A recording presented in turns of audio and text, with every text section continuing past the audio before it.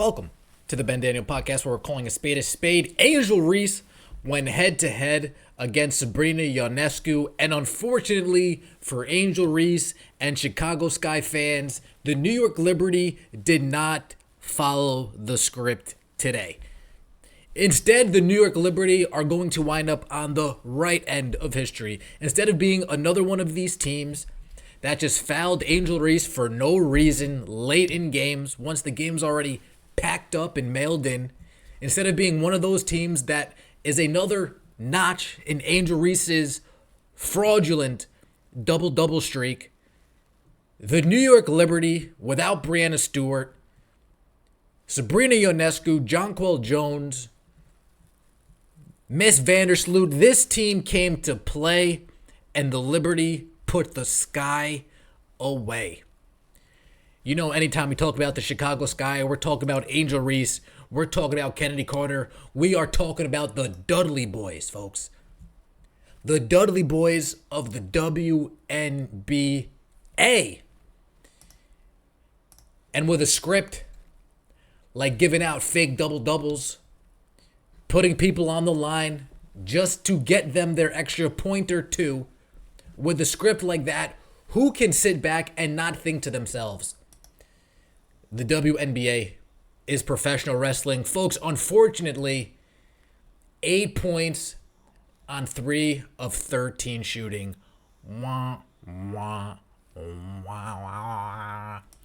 of 13 shooting? 3 of 13?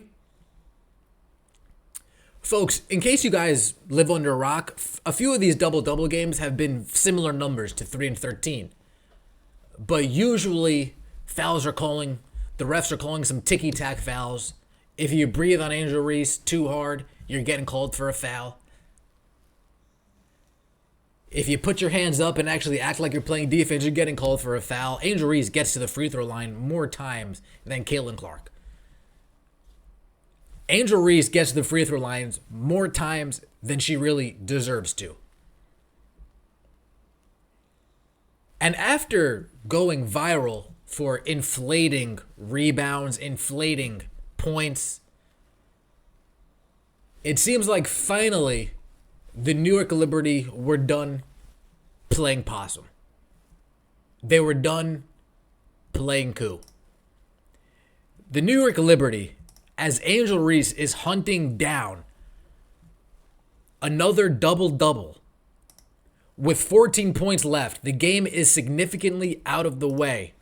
Instead of standing by and letting Angel Reese just do what she wants, no, we're going to D you up. We're enough of this nonsense, enough of this madness, enough of all this. Angel Reese screaming for the ball. I want this double-double. I want this double-double. Look at Kennedy Carter's body language like, dude, what are you doing? This is just nasty work, folks. Shout out to Cortez. This is just nasty work. The game's over. What are we doing here? Why are we trying to... Oh, you just want your double-double. You don't care about the wins. You don't care about the end of the game story. You just want your double-double. That's not where it stops, folks. Angel Reese actually had an opportunity in the fourth quarter, up 10, to snag a double-double from point-blank range. Point-blank range, folks, you can't get any easier than that. You can't get any easier than that. To be honest with you, that was nice, fundamentally speaking. A little bit of a push, but we'll consider that a seal. A good entry pass. You got to make those layups, to be honest with you. Right? You are a power forward, 6'4". Okay. That's interesting. But that wasn't your only chance for an easy bucket. Right underneath the and hits the rim. Folks, this could have been another Angel Reese double-double through the swing of a game. 3 for 13. I only showed you 2 instances of those layups being wide open. How many more do you really think I could find if I decided to take my time? A few more. Trust me, a few more. And this Rookie of the Year race is close. This Rookie of the Year race, I actually do want to say shout out to the New York Liberty. They actually decided to say, you know what? We're not playing along anymore. Like, this was fun. The story was cool, but I don't want to play along anymore. Just get this streak out of here. And the best part of this, folks, this was on the Chicago Sky home court. This streak was ended on the Chicago Sky home court, knowing how hard Angel Reese is working to get some garbage time points just to see that double-double through. Now I do champion Kenny Carter had a rough night. 15 minutes, 3 for 10, 7 points, 3 rebounds. She might be getting fed up with the script as well. All good things come to an end, am I right?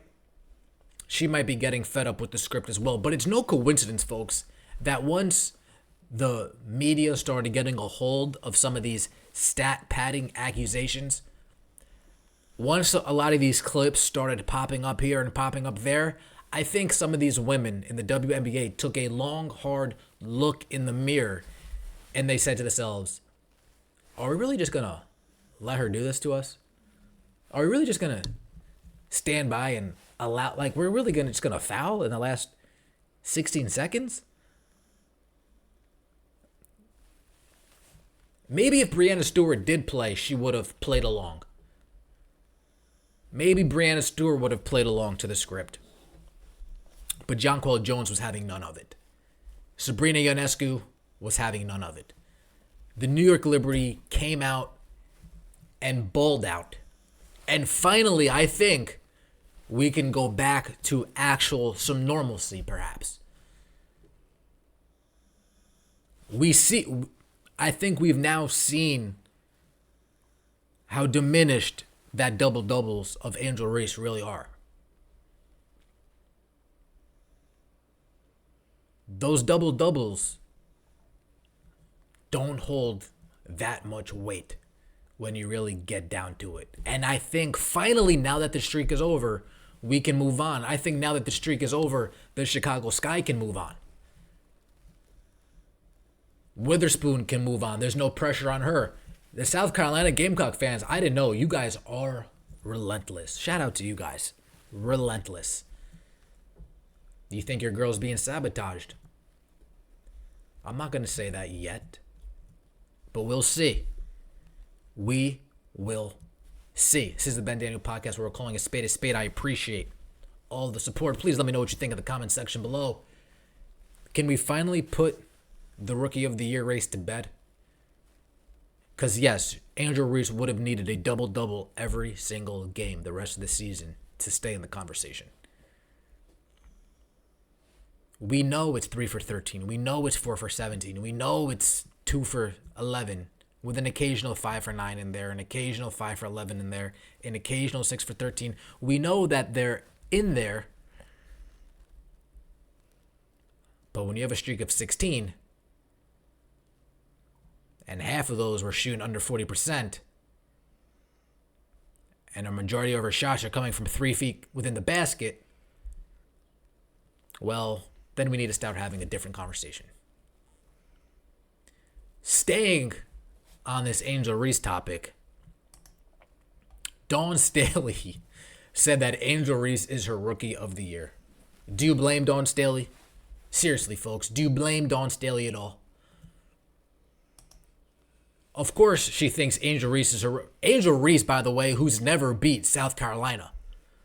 So, of course, she's not going to give it to Caitlin Clark. I saw her call Caitlin Clark one of her GOATs of women's college basketball in their post-game speech. I saw it. But Dawn Staley, we're really saying Angel Reese is the Rookie of the Year over Caitlin Clark. Why? Because she hustles, she gets rebounds? That's great. That's useful. But come on. We're talking about a triple threat.